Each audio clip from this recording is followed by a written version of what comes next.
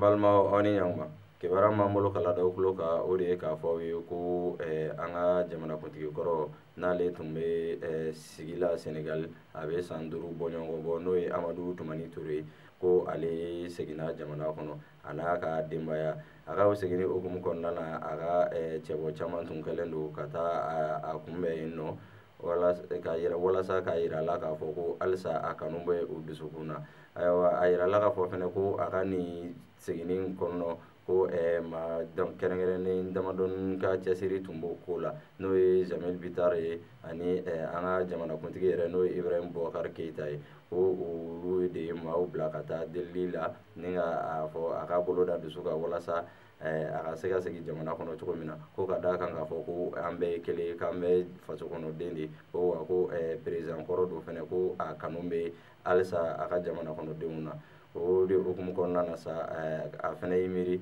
ni ka se ka fɛɛrɛ kɛ a bɛ se ka segin bolo da cogo min na an filɛ nin yɔrɔ min na i b'a fɔ bi ale yɛrɛ a bɛ jamana kɔnɔ yan nɔ nka k'a yira k'a fɔ ko bɛn ni keleya ko de ye maliyɛn taalan ye ko de y'an ka danbe ye ayiwa o tɛmɛnen kɔ ka bɔ yen kibaruya min b'an bolo ka lada o kulo kan o de ye k'a fɔ ko Yɛlɛmani député ko ale da donnen don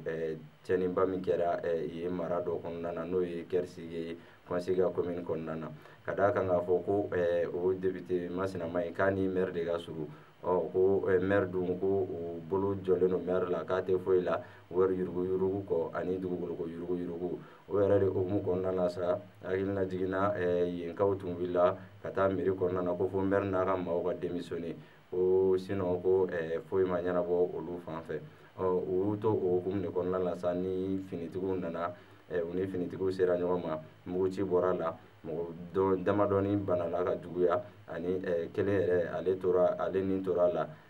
kɔfɛ a ka joginniw kɔfɛ ayiwa an balimaw ni kibaruya nin de tun b'an bolo k'a lada aw tulo kan aw ni ce aw ka kulomajɔ la